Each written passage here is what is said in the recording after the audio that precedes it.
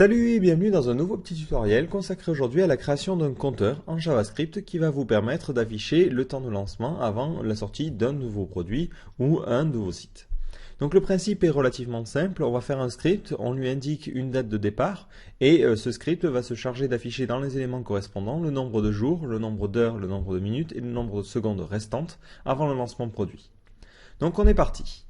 Alors pour commencer, moi j'ai créé une page HTML standard avec quelque chose de spécifique. J'ai créé quatre blocs, chacun ayant un ID particulier correspondant aux différents éléments du compteur.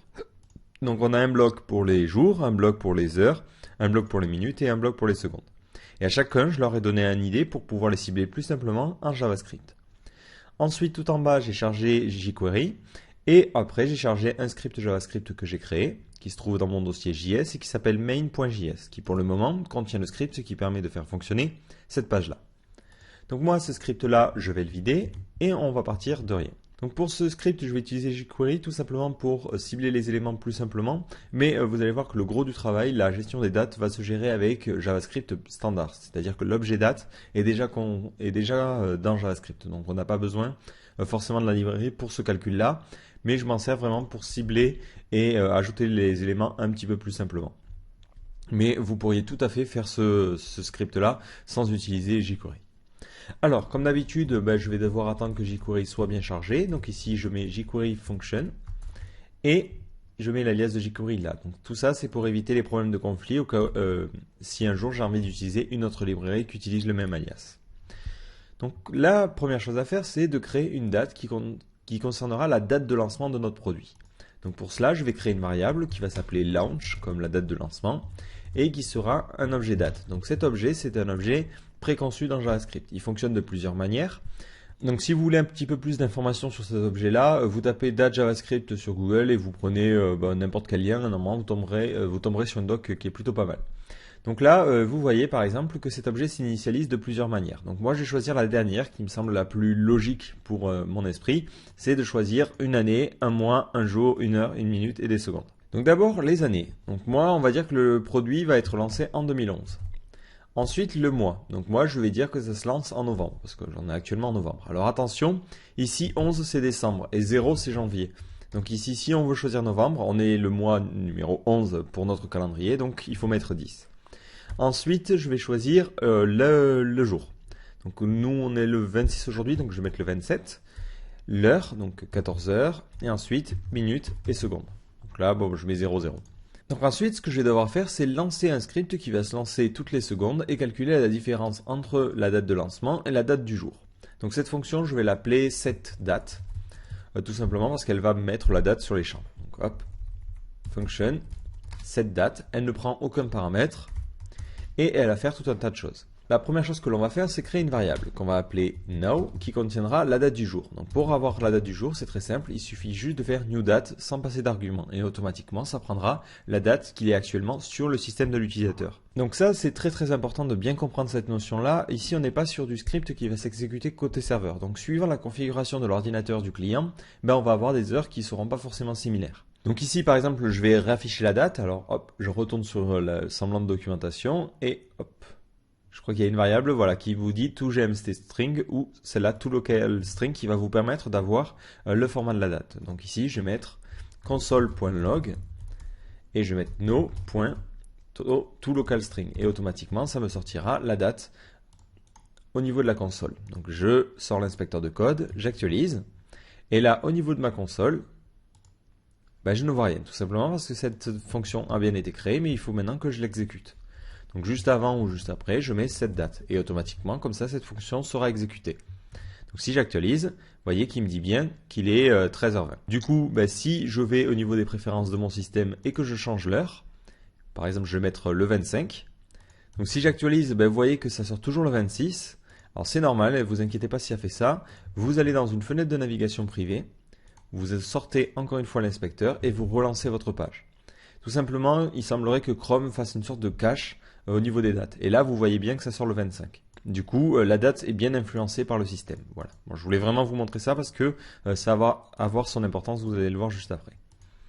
Donc le principe maintenant, c'est d'arriver à faire la différence entre les deux dates. Donc pour ces deux dates-là, pour faire la différence, mais ce que l'on va utiliser, c'est la fonction getTime. Donc cette fonction vous retourne le nombre de secondes écoulées depuis le 1er janvier 1970. Donc on va faire le getTime sur launch, le getTime sur now, et automatiquement, en faisant la soustraction, on aura le nombre de secondes qu'il y a entre ces deux dates. Donc pour ce faire, je vais créer une variable que je vais appeler s, qui contiendra le nombre de secondes, et on est parti. Je fais launch.getTime moins now.getTime.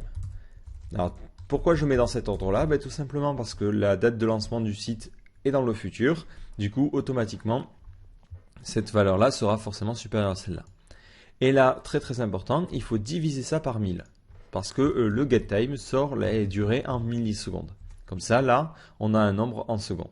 Donc maintenant, il faut convertir ce nombre de secondes et savoir à combien de jours ça correspond. Alors là, il n'y a pas vraiment de solution miracle. Alors certains me diront peut-être, pourquoi tu n'utilises pas la fonction getDate en créant un nouveau objet date qui correspond au nombre de secondes? Alors tout simplement parce que si vous avez une date de lancement de 40 jours par exemple, cette fonction getDate, elle va pas vous retourner 40 jours. Elle va vous retourner par exemple le 10. 30 jours plus 10 jours. En fait, la fonction, elle fait le nombre de secondes écoulées depuis le 1er janvier 1970 et ensuite vous retourne la date. Nous, ce que l'on veut, c'est pas ça. On veut vraiment un intervalle. Donc, il n'y a pas moyen de le gérer avec les fonctions natives. Vous pourriez le faire si vous aviez une date inférieure à 30 jours, mais si ce n'est pas le cas, mieux vaut prévoir le cas le plus général. Du coup, là, maintenant, il faut que je sache à combien de jours ça correspond. Alors, pour ce faire, c'est très simple.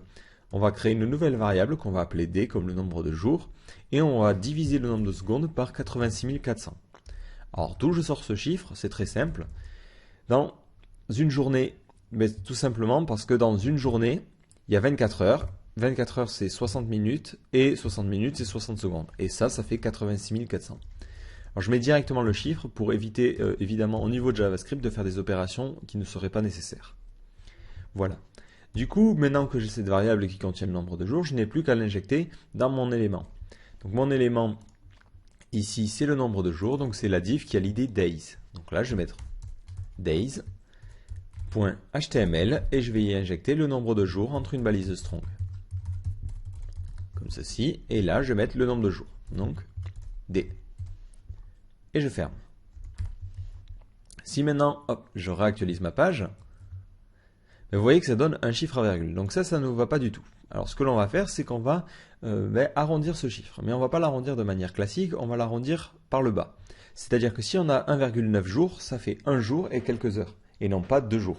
Donc là, tout simplement, ce que l'on va faire, c'est qu'on va utiliser la fonction mat.floor. Donc ça vous retourne la valeur. Donc si maintenant j'actualise, vous voyez que ça donne bien 1. Inversement, pour ceux qui sont intéressés, il y a une autre fonction, c'est sale, ça vous retourne le chiffre supérieur en fait. Donc là, ça retournera 2. Donc nous, voilà, c'est bien floor qu'on veut utiliser. Donc ici, j'ai le nombre de jours, et ensuite je vais mettre jour. Mais le problème, c'est que là, il faut que je mette un S s'il y a plusieurs jours. Donc si je reprends volontairement l'erreur là, vous voyez que là, ça fait 2 jours sans S. C'est pas très bien. Donc ce qu'on va faire ici, on va utiliser le ternaire pour tout mettre dans une seule ligne. On va dire si D est supérieur à 1, alors ce que l'on va faire, c'est qu'on va rajouter un S, sinon on ne va rien mettre. Voilà. Du coup, si j'actualise, vous voyez qu'il y a 2 jours avec un S. Si maintenant je remets l'opération basique et que je tombe sur 1, il me dit bien un seul jour. Voilà. Donc là, on a le nombre de jours. Le problème, c'est que cette fonction, on va la relancer plusieurs fois. Et du coup, ça veut dire qu'à chaque fois, on va exécuter ce petit bout. Alors, jQuery est assez rapide maintenant, mais si on peut limiter au maximum les appels dans le DOM, c'est mieux. Donc, ce que l'on va faire, c'est qu'en amont, on va créer une variable qu'on va appeler days, qui contiendra l'élément jQuery. Du coup, après, jQuery n'aura plus à faire la sélection et à rechercher l'élément dans votre code HTML. Il aura juste à utiliser la variable qu'il a stockée en mémoire. Donc, c'est plus rapide pour l'exécution de votre script. Et j'actualise. Voilà, donc maintenant, on va faire ça pour le reste. Maintenant, pour calculer le reste, il faut que je retire au nombre de secondes ces journées-là. Mais là, c'est très simple, on fait S moins égal. Donc ça correspond à faire S égale S moins. Voilà. Donc nous, on fait S moins égal, ça va nous économiser des lignes. Et là, tout simplement, on fait le nombre de jours fois 86 400. Mais comme ça va éliminer cette durée-là. Et on va pouvoir maintenant calculer les heures. Mais ça va être un petit peu la même chose, donc je vais dupliquer les lignes. Hop, hop.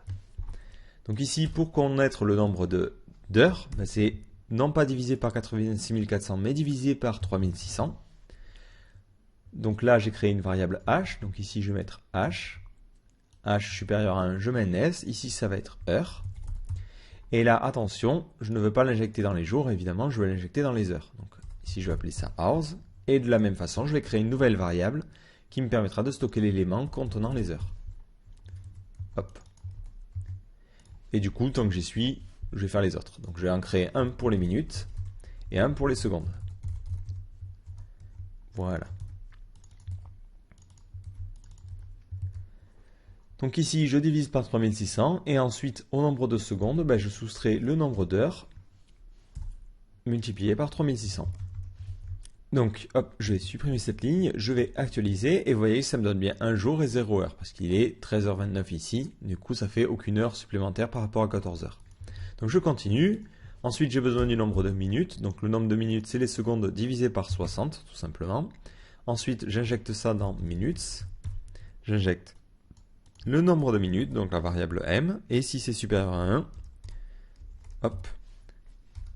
Mais dans ce cas-là, je rajouterai un s. Donc là, ça va être minutes. Ensuite, le s, je multiplie par le nombre de minutes. Et ensuite, au s, je soustrais le nombre de minutes fois 60. Donc là, à la fin, il me reste juste un nombre de secondes, s. Et du coup, j'ai juste à faire seconds.html et hop, on injecte. Donc là, hop, je vais dupliquer carrément cette ligne-là.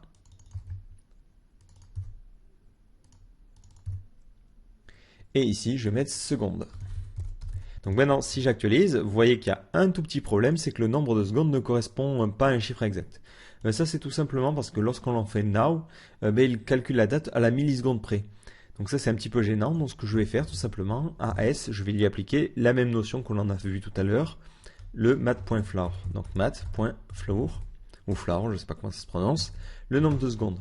Et automatiquement, comme ça, ici, on aura le chiffre qui correspond. Donc là, c'est 37 secondes. Et ça évolue à chaque fois que j'actualise. Alors le problème, c'est que moi j'aimerais bien que ça évolue de manière naturelle, que je n'ai pas actualisé toutes les 5 secondes. Mais tout simplement, une fois que cette fonction est exécutée, on va utiliser un timer en JavaScript. Donc ici on fait setTimeout, c'est une fonction qui va nous permettre de déterminer au bout de combien de temps on veut lancer une fonction. Donc la fonction que je veux lancer, c'est la fonction setDate, et je vais la lancer au bout de 1000 millisecondes, donc une seconde. Et automatiquement, ça va permettre à notre script de s'exécuter toutes les secondes. Donc si j'actualise, vous voyez que toutes les secondes, hop, il refait tout ce petit script là et recalcule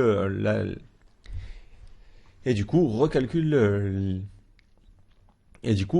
la durée. Donc là, ça correspond bien à ce que l'on a. Du coup, vous dites, c'est bon, là c'est fini. Alors pas exactement. Il reste un petit problème, c'est que se passe-t-il si un Américain ou quelqu'un d'un autre fuseau horaire regarde notre site? On va faire un test tout de suite. Je vais modifier les préférences de mon système et changer de fuseau horaire. Donc ici, je vais mettre par exemple à UTC plus 2. Alors pour ceux qui ne sont pas forcément très familiers avec les notions UTC, tout simplement, normalement votre système vous le donne, mais UTC ça correspond au temps universel coordonné. Donc toutes les dates et toutes les dates se basent sur ce temps universel de base. C'est-à-dire que nous, par exemple, on a un UTC plus 1. Donc quand on va annoncer une date de sortie, on va à chaque fois soit dire que c'est un UTC, soit préciser le fuseau. Comme ça, les autres pays vont pouvoir faire correspondre leur date par rapport à leur fuseau. Donc ici, moi, je vais à GMT plus 2. Donc là, vous voyez que du coup, mon heure augmente d'une heure. Hop. Je vais me mettre en navigation privée, sinon il ne réinitialise pas le temps. Et si j'actualise, vous voyez qu'il me sort pas la même date. Et ça ne me va pas du tout. Il faut que la date de lancement soit la même pour tous les pays, évidemment. Du coup, en fait, ce que je vais devoir faire, c'est calculer la différence de temps entre le fuseau et ma date ici. Donc je vais partir du principe que cette date est donnée en UTC et non pas en UTC plus 1.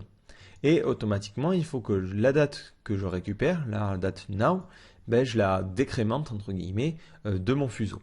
Donc si vous voulez connaître le décalage de la date de l'utilisateur par rapport au fuseau universel, vous avez de la chance, il y a une méthode pour faire ça. Et la méthode, c'est getTimeZoneOffset. Donc je vais vous montrer tout de suite ce que ça donne. Ici, je fais now.getTimeZoneOffset. C'est assez long. Et je ferme.